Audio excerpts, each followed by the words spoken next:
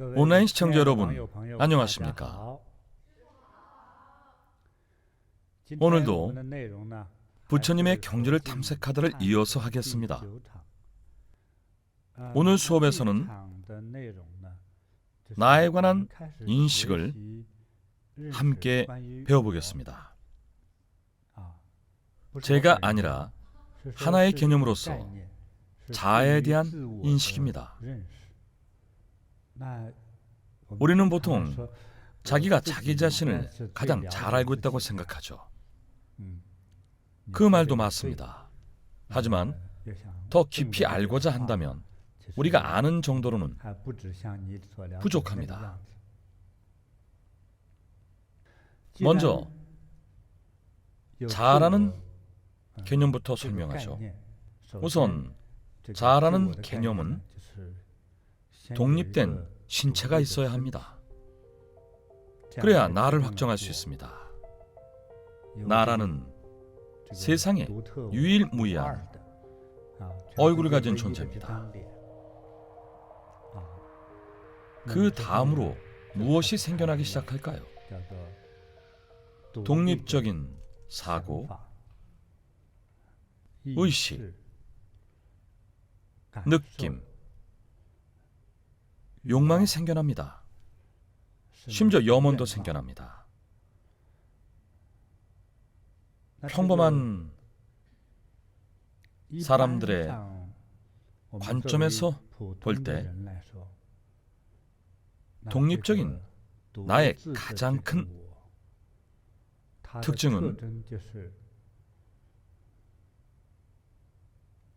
무언가를 얻으려 하는 마음입니다. 바꿔 말하자면 원하는 마음이죠. 이것도 원하고 저것도 원합니다. 우선 각진법사가 여러분께 이 주제와 관련된 이야기를 들려드리겠습니다. 네, 스승님. 오늘 제가 들려드릴 이야기의 제목은 네 것이 곧 내 것이다입니다. 이번 이야기의 주인공은 남녀 2명입니다. 여자의 이름은 왕칭이고 남자의 이름은 류주창입니다. 이 두 사람은 부부였습니다. 아내인 왕칭의 집안은 꽤 부유했습니다. 왕칭의 부모님이 사업을 하셨는데 사업 수완이 뛰어났죠. 그래서 왕칭은 어릴 적부터 부유한 가정 환경에서 큰 좌절이나 고생 없이 자랐고 돈 씀씀이도 큰 편이었습니다. 반면 남편인 류주창은 가정 형편이 좋지 않았습니다. 집안에 남동생도 있었죠. 부모님은 모두 평범한 노동자인 그런 환경에서 자랐습니다. 하지만 류주창은 학생 시절에 강인하고 진취적인 성격이었죠. 왕칭은 그런 류주창에게 반했고 류주창의 진취적인 면을 긍정적으로 생각하면서 연애 끝에 결혼을 했습니다. 그렇게 결혼한 후에 왕칭은 가정에 매우 충실했습니다. 남편인 류주창의 집안에 돈이 필요한 일이 생길 때마다 적극적으로 아낌없이 도왔습니다. 예를 들면 시아버지인 류주창의 아버지가 병으로 입원하셨을 때 병원비가 버거워 힘들어하자 왕칭은 곧장 시어머니에게 2천만 원을 내어드렸습니다. 시아버지 병원비로 내어드렸죠. 그리고 또 2년이 지나 류주창의 남동생이 결혼을 앞두고 사돈댁에 예단비를 줘야 하는데 또 돈이 부족해서 집안에 어려움을 겪고 있었죠. 그러자 며느리인 왕칭은 우선 자신이 마련하겠다며 곧장 1,500만 원을 드렸습니다. 그야말로 몇 년 동안 왕칭이 류주창 집안에 와서 경제적으로 큰 도움을 준 셈이죠. 실제로 류주창의 집안 사정도 왕칭 덕분에 상당히 좋아졌습니다. 나중에 류주창이 이런 말을 했습니다. 일도 재미없고 지겨운데 사업이나 해볼까? 사업을 하면 희망이 생기겠지? 그러자 왕칭은 아내로서 남편을 응원했습니다. 하지만 류주창 집안은 돈이 없었죠. 결국 또 왕칭이 친정 부모님께 1억 원을 빌려와서 류주창의 사업 미천으로 내어주었습니다. 하지만 어느 정도 시간이 지나고 여러분도 알다시피 사업이 쉽지 않죠. 사실 류주창은 그만한 능력도 없었습니다. 결국 미천이었던 1억 원을 금세 흔적도 없이 깡그리 날려버렸습니다. 하지만 왕칭은 남편을 원망하거나 질책하지 않았습니다. 아무 말도 하지 않았죠. 왕칭은 사랑을 믿었고 그 결혼을 믿었기 때문입니다. 자신의 희생은 모두 더 나은 가정의 미래를 위한 것이고 그것이 자신의 책임이라고 생각했던 거죠. 왕칭은 그렇게 생각했지만 남편인 류주창의 생각은 달랐습니다. 어떤 생각이었을까요? 아내에게 이런 말을 했습니다. 이봐, 당신은 외동딸이고 집안도 잘 사니 나중에 부모님이 늙어서 돌아가시면 그 재산은 전부 당신 것이 되겠지. 당신 것이면 내 것이나 마찬가지인데 지금 당신네 부모님 돈을 쓴다고 한들 결국 내 돈을 미리 쓰는 거나 마찬가지 아니야? 이런 말을 했죠.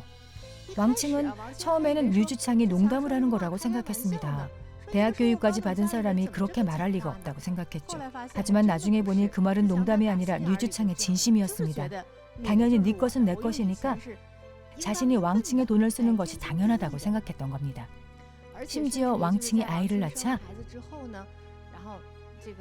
류주창은 아내에게 못생기고 뚱뚱하다면서 구박까지 했죠. 늘 그런 식으로 왕칭을 흉보고 나무랐습니다. 게다가 접대해야 한다는 둥, 사회생활을 해야 한다는 둥, 사업 이야기를 해야 한다는 둥 온갖 핑계로 새벽까지 집에 안 들어오기도 했습니다. 하지만 왕칭은 계속 참았습니다. 참는 것이 가정에 대한 책임이라고 생각했죠. 그렇게 결혼 8년 차가 되었습니다. 그 8년 동안 왕칭은 가정을 위해 많은 것을 희생하고 헌신했죠. 그때 왕칭의 부모님이 운영하는 회사에 자금 회전 문제가 생겨서 회사가 곤경에 처했습니다. 온 식구가 방법을 찾아 나섰죠. 왕칭은 마침 류주창의 동창 중에 은행 대출 업무를 담당하는 친구 한 명이 떠올랐습니다. 류주창이 그 친구에게 연락해서 사정을 설명하고 다리만 놓아주면 부모님이 어렵지 않게 대출을 받아서 문제를 해결할 수 있었죠. 그래서 왕칭이 류주창에게 말했습니다. 미안하지만 당신이 동창에게 우리 집 사정을 잘 좀 얘기해줘요. 사실 대출만 잘 받으면 1, 2년 안에 다 상환할 수 있어요. 이 정도는 당연한 부탁 아닌가요? 그런데 남편의 대답은 전혀 뜻밖이었습니다. 아니, 당신네 집안 사업은 당신 집안의 일이지. 회사 상황이 안 좋은 게 나랑 무슨 상관이야. 나는 다리는 못 놔주겠어. 나중에 제대로 못 갚으면 나만 평생 빚더미에 앉을 텐데 그 진흙탕에 빠질 수는 없지. 왕칭은 도무지 이해가 안 갔습니다. 아니, 내가 당신이랑 8년을 살면서 친정에서 돈은 다 끌어다 썼잖아요. 나한테는 네 것이 내 것이라면서요. 그럼 처가도 당신 집이나 마찬가지인데 처가에 문제가 생겼으면 다 같이 문제가 생긴 건데 사위로서 도울 만큼 도와야죠. 그게 당연한 일 아닌가요? 하지만 류주창은 끝내 돕지 않았습니다. 그때부터 왕칭은 깨달았습니다. 남편의 진짜 모습을 알게 된 거죠. 남편은 본래 인두겁을 쓴 이리처럼 배은망덕한 사람이었던 겁니다. 왕칭은 크게 실망했습니다. 마음이 싸늘하게 식었죠. 왕칭은 자신의 부모님과 함께 서둘러 방법을 찾은 끝에 경영에 다시 매진했습니다. 2년이 지나자 회사는 어려움을 딛고 적자에서 흑자로 돌아섰죠. 돈을 벌어들이기 시작했습니다. 그렇게 사업이 잘 되자 류주창은 또 병이 도졌습니다. 기다렸다는 듯이 이래서 돈이 필요하고 저래서 돈이 필요하고 어머니가 돈이 필요하고 동생이 돈이 필요하고 온갖 핑계를 대며 왕칭에게 친정에서 돈을 가져오라고 했죠. 어머, 그게 무슨 말이에요? 왜 갑자기 또 제 돈이 당신 돈이 됐어요? 처가가 힘들 때는 돈을 구해주기는커녕 도와주지도 않았잖아요. 그때는 내 것, 네 것 칼같이 구분하더니 인제 와서 돈 필요하니 손만 벌리면 다해요? 류주창이 소리쳤습니다. 감히 나한테 대들어? 이제 아주 기어오르는군. 내가 내 돈을 쓰겠다는 거니 빨리 가서 돈이나 가져와. 싫어요. 그렇게는 못해요. 그러자 류주창은 못하겠으면 이혼해. 사실은 겁만 줄 생각이었죠. 왕칭이 대답했습니다. 아이고, 이혼 좋지요. 합시다, 이혼. 말다툼이 오고 간 후 류주창은 겁이 났습니다. 수년 동안 자신이 막말을 해도 아내인 왕칭은 늘 참아줬으니까요. 그 양처럼 순하던 아내가 지금은 이혼도 불사하겠다며 사나운 늑대처럼 변한 겁니다. 걱정되기 시작한 류주창은 곧바로 아내를 달랬죠. 됐어. 그냥 홧김에 한 말이야. 이혼은 없던 말로 해. 하지만 이미 왕칭은 단 하루도 함께할 수 없었죠. 그래서 곧바로 법원에 이혼 소송을 제기했습니다. 법원까지 가게 되자 류주창은 또 아내를 구슬리기 시작했죠. 소송이라니 일 키우지 말고 화해합시다. 굳이 꼭 이혼해야겠다면 위자료라도 많이 챙겨줘. 그럼 이혼해 줄게. 왕칭이 말했습니다. 내가 왜 돈을 줘요? 그리고 법원에서 판결을 받았습니다. 판사는 이렇게 말했죠. 현재 거주하고 있는 집은 결혼 당시 왕칭의 부모님이 전액 지불하여 구매한 부동산이며 류주창은 돈을 보탠 바 없습니다. 두 분이 함께 보낸 10년의 결혼 생활 동안 부인은 많은 것을 희생했습니다. 부인은 남편의 창업 자금으로 지급한 1억 원도 상환을 요구하지 않았습니다. 부인으로서 모든 도리를 다하였음에도 남편이 위자료를 요구하는 것은 정서적, 법적, 이성적으로도 합당하지 않습니다. 땅땅땅 법봉 소리와 함께 이혼 판결이 내려졌습니다. 류주창은 맨몸으로 쫓겨났죠. 빈손으로 쫓겨났군요. 류주창은 재산 분할을 전혀 못 받았나요? 한 푼도 못 받았죠. 아내 재산을 자기 것으로 여기고 이기적인 마음으로 자기 일속만 챙겼죠. 결혼 10년 동안 이것저것 요구만 하면서 많이도 가져갔잖아요. 하지만 결국에는 그렇게 헤어지고 말았죠. 너무 이기적이었군요. 네, 너무 이기적이죠. 주제가 아주 명확한 일화였습니다. 연애 끝에 결혼했는데도 너무 부정하군요. 심지어 일부러 유복한 집안의 딸이라 결혼한 게 아닌가 싶기도 하군요. 부유하니까 돈을 본 거죠. 진심으로 아내를 사랑하지 않은 것 같습니다. 당연하죠. 그런 사람들은 그 누구도 사랑할 수 없어요. 자신의 이익만 챙기는 이기주의자는 자기 자신만 사랑합니다. 맞아요. 자기 자신만 사랑해요. 너무하는군요. 게다가 이기적인 사람들은 평소 자기 본성을 아주 잘 숨기죠. 그러다 위기가 닥치면 그 본 모습이 여실히 드러납니다. 남의 돈 쓰는 건 괜찮아도 그 사람이 공경에 처하면 절대 돕지 않아요. 절대 돕지 않네요. 심지어 처가가 파산이라도 하면 먼저 이혼하자고 했을 겁니다. 저 멀리 도망치겠죠. 분명히 그럴 겁니다. 이기주의자들의 특징이죠. 이기적인 사람은 중요한 순간에 자신을 먼저 생각하죠. 그래서 그들의 마음에는 인과 의가 없습니다. 냉혈한이죠. 맞아요. 저는 이 이혼에 찬성합니다. 인정에 메마른 사람이죠. 맞습니다. 이런 사람과 같이 산다면 마음이 얼마나 억울하겠습니까? 얼음처럼 차갑고 냉랭할 겁니다. 게다가 남편의 그런 욕망은 갈수록 심각해졌습니다. 한 번으로는 만족 못하고 계속 요구하기만 했죠.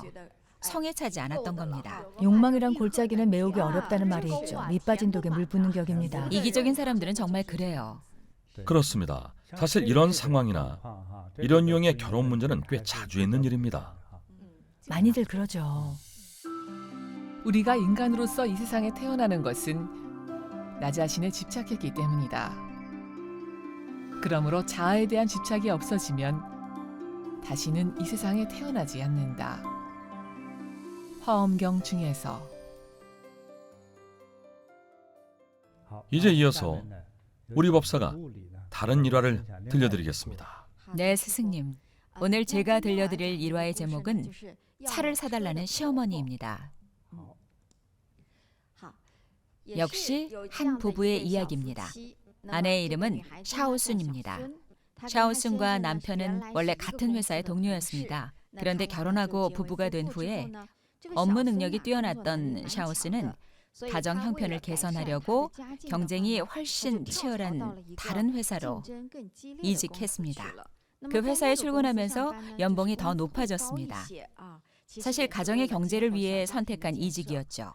이 부부가 결혼을 준비할 당시 샤오순과 남편은 모두 평범한 월급쟁이 집안 출신이었기 때문에 결혼을 준비할 때 남자 쪽도 부유한 집이 아니어서 시부모님도 예단비를 그리 넉넉하게 주지는 못했습니다. 약 1,000만 원 정도였죠. 샤오순의 집안 역시 그리 부유한 편은 아니었고 대입을 앞둔 남동생도 있어서 부모님이 학비도 부담하셔야 했죠. 그래서 혼수를 준비할 수 없었습니다. 이런 사정 때문에 샤오순은 늘 마음이 무거웠죠. 시댁에 죄송스럽기도 하고 예단비는 받았는데 혼수를 준비하지 못했으니 앞으로 열심히 돈을 벌어서 자신이 번 돈으로 시댁에 조금씩 보태겠다고 생각했습니다. 그렇게 시댁 살림을 돕기로 했죠. 샤오스는 마음이 정말 곱고 착했습니다. 늘 살뜰하게 가정을 챙겼죠.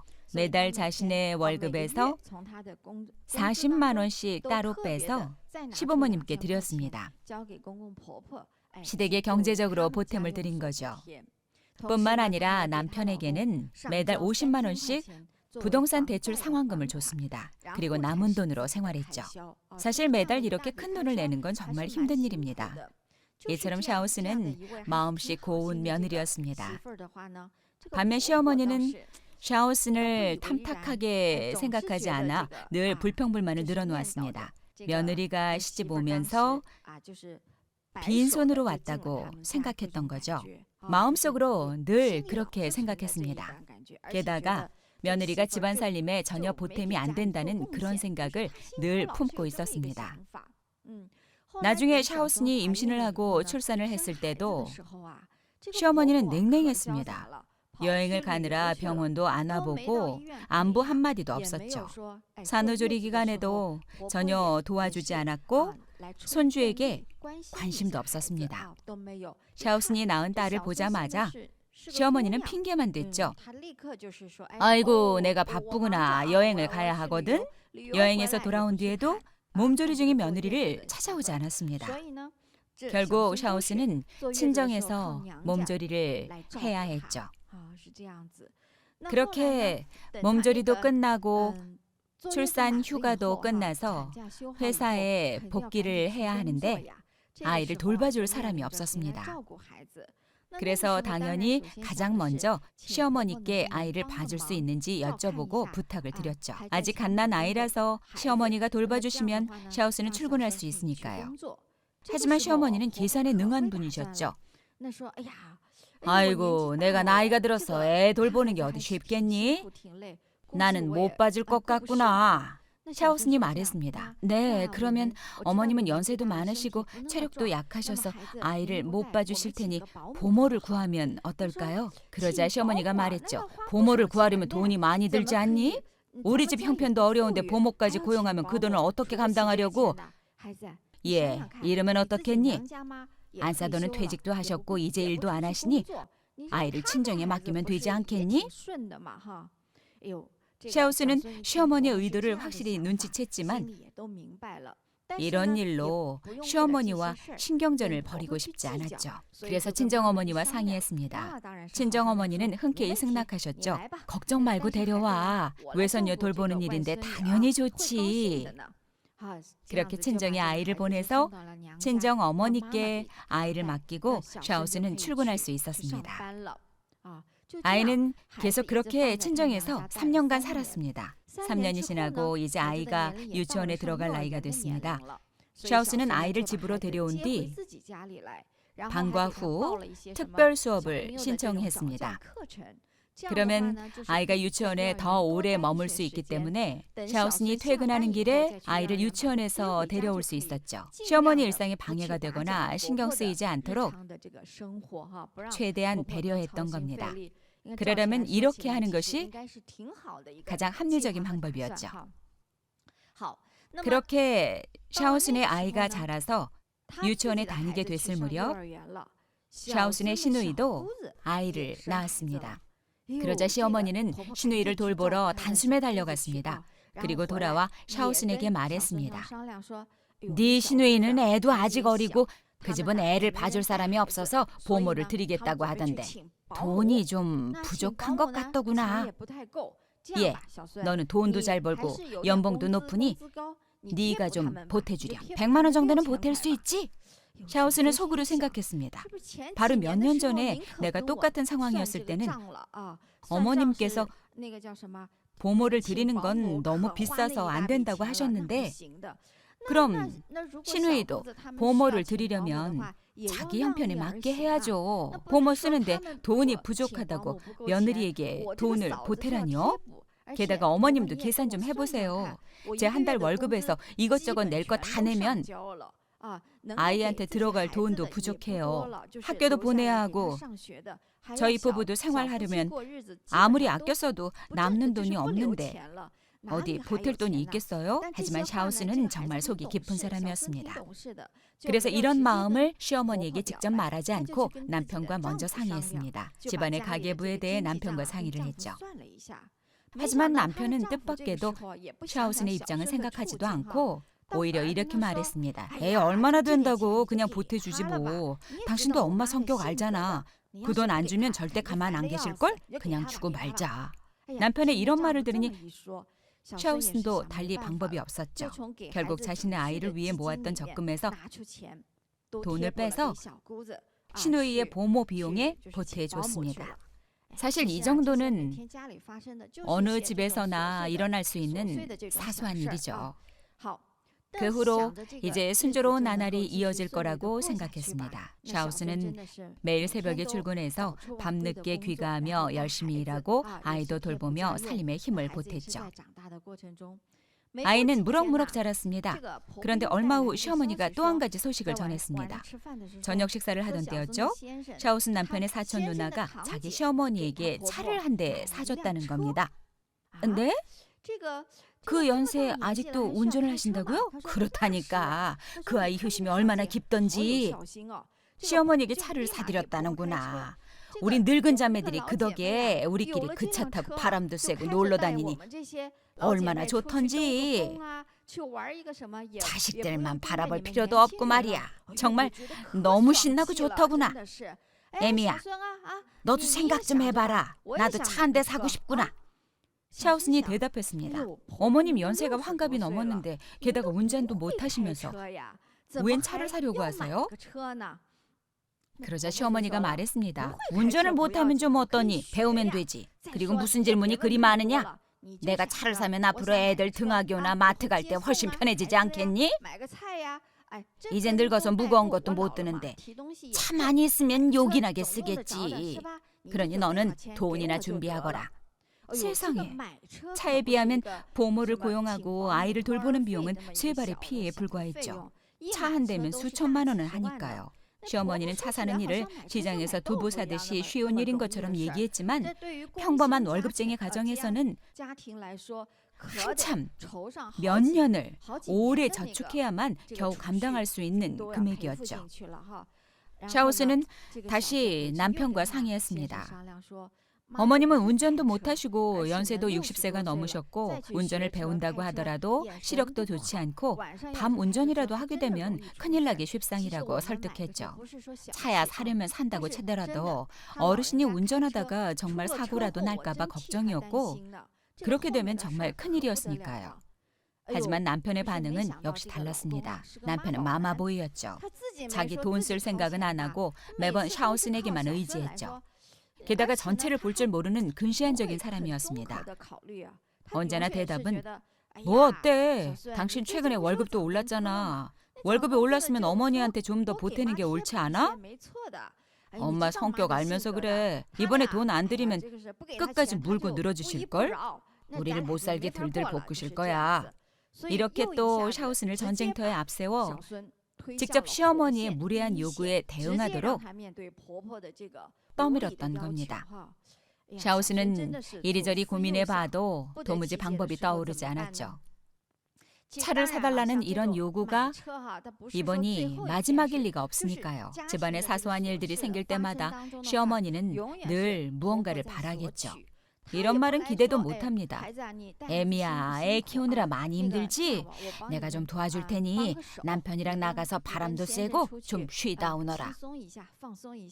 이런 말도 할 리 없겠죠. 이번 명절에는 내가 돈을 좀 보탤 테니 너희들이나 보태 쓰고 나한테는 줄 필요 없다. 시어머니는 명절이나 가족 행사들을 훤히 꿰고 있었습니다. 명절이 되면 온종일 눈치를 주고 마마보이인 남편은 샤오슨에게 암묵적으로 이때쯤 어머니께 용돈이나 다른 뭐라도 드리라고 시켰죠. 자기 엄마가 애 보느라 고생하신다는 이유였습니다. 샤오슨은 평소에 계속 시어머니에게 이런 식으로 돈을 요구당하고 빼앗기는 데 익숙해졌습니다. 그래서 지갑은 늘 텅 비고 말할 수 없이 고통스러웠죠. 하지만 남편과 상의를 할 때마다 남편은 늘 어른스럽지 못했고 아내의 편을 들거나 이해해주지도 않았죠. 오히려 직접 아내 등을 떠밀어 시어머니와 갈등에 부딪히게나 하고 정말 처신을 제대로 못했습니다. 그런 생활이 몇 년째 이어지자 샤오스는 심신이 피폐해졌습니다. 밖에서는 밖간일을 처리하고 회사에서는 회사 일을 처리하고 집에서는 아이를 돌보며 최대한 시어머니에게 폐 끼치지 않으려 노력했죠. 동시에 오늘은 이거 해달라, 내일은 저거 해달라는 시어머니의 끝없는 요구에도 대응해야 했습니다. 하지만 시어머니의 요구는 나날이 심해졌고 결국 차를 요구하기에 이르렀죠. 직장 생활을 하는 샤오슨 내외도 경제적으로 차를 살 여유가 없는데 60세가 넘은 시어머니가 자기 친척들과 자매들을 만나기 위해 차를 사야 하다니 그게 말이나 되나요? 사실 시어머니의 진짜 속셈이 뭐였는지 아세요? 본인이 꼭 운전하려는 것보다는 자기 딸에게 보태주고 싶었던 겁니다. 샤오슨의 시누이에게 차를 주려고 했던 거죠. 그러니 샤오슨 부부의 처지는 전혀 생각도 안 했던 겁니다. 결국 샤오스는 크게 실망했습니다.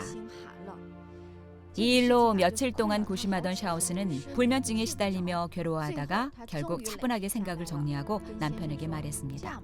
우리 이혼해요. 뭐? 남편은 전혀 이해상도 못했죠. 이혼을 하자고? 그깟 차 한 대 때문에 이혼하겠다는 거야? 샤오슨이 말했습니다.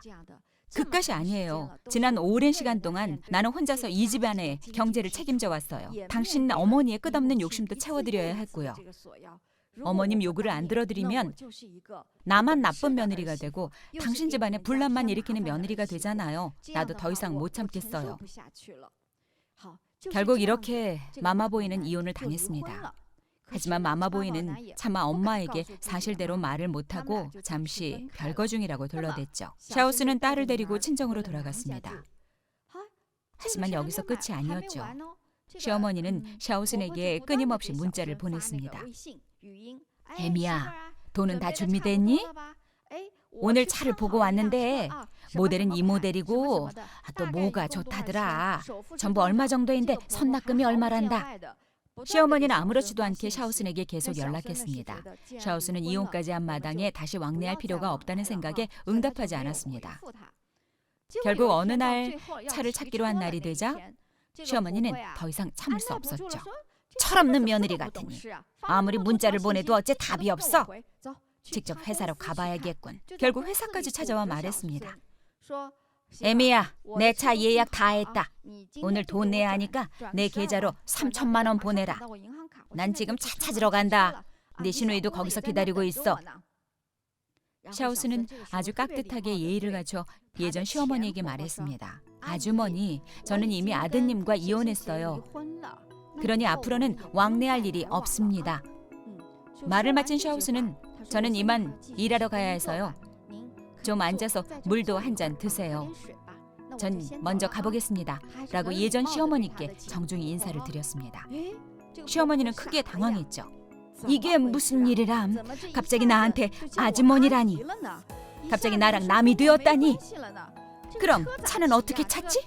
딜러한테는 뭐라고 말하면 좋담? 그리고 곧장 마마보이 아들에게 전화를 걸었습니다.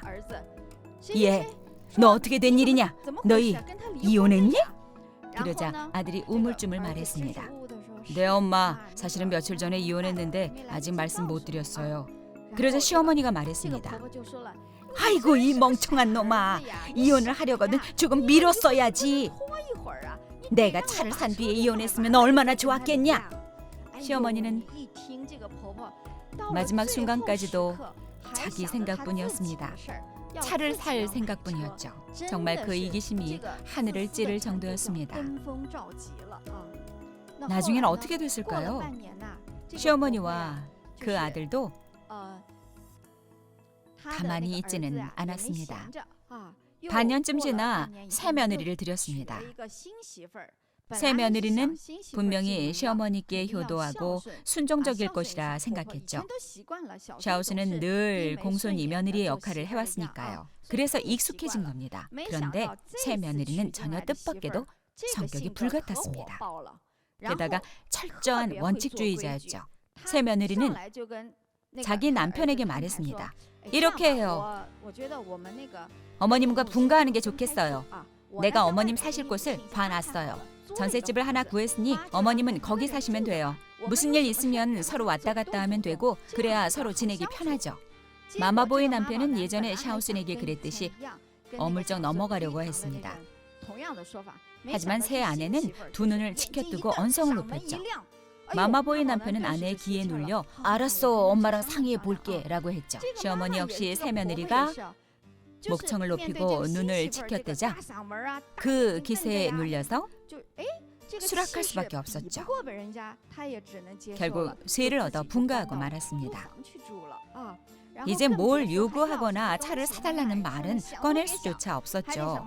매일 버스를 타고 아들 집에 가서 살림을 대신 해주기까지 했습니다.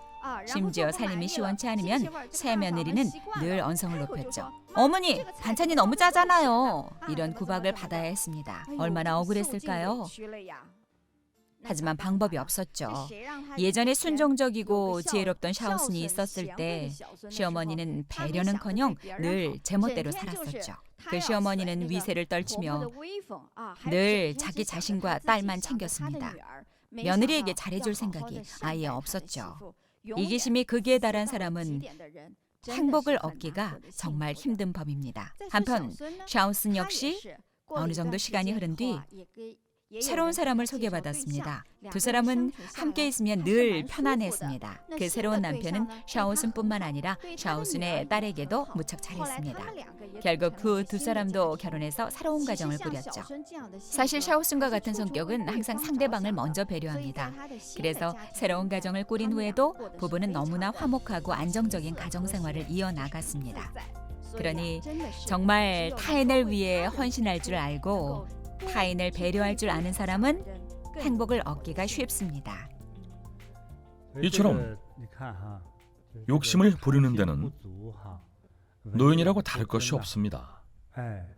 젊은이들만 실수를 하는 것이 아닙니다. 나이 많은 연장자들도 불법을 수행하지 않고 이런 이야기를 듣지 않으면 얼마든지 이런 문제가 생길 수 있습니다. 이렇게 배울 기회가 얼마나 되겠습니까? 이야기를 듣는 저도 참 안타깝습니다. 그 연세가 되도록 다른 사람만 따라하기 바빴습니다. 집집마다 경제 여건이 다릅니다. 타인의 재생 명리만 보고 배우면 결국 해를 입는 것은 자기 자신입니다. 정말 손해보는 행동입니다. 하지만 사람들은 대부분 결국 최후의 쓰디쓴 결과를 맛보고 나서야 후회합니다. 그 시어머니도 새 며느리가 들어오고 나서야 그 며느리가 얼마나 드세고 사나운지 알게 됐죠. 참으로 안타깝습니다. 후회해봐야 이미 늦었죠. 한참 늦었죠. 역시 악인은 악인으로 다스려야 되네요. 맞아요. 시청자분들이 이야기를 들으면서 소감을 올려주시는데 참 재미있네요. 다들 뛰는 놈 위에 나는 놈이라고 하시네요. 속이 시원하기도 해요. 시어머니도 고스란히 돌려받은 거죠. 이것을 혐보라고 합니다. 그리고 남편에 대한 질책도 있어요. 마마보이 남편을 보고 얼빠진 민폐남이라네요. 부부관계 처신을 할 줄 모른다며 모두가 비난하고 있습니다. 맞습니다. 뿌리가 깊이 박힌 나무는 베어도 움이 다시 돋는다. 욕심을 뿌리째 뽑지 않으면 다시 자라 괴로움을 받게 된다. 법구경 중에서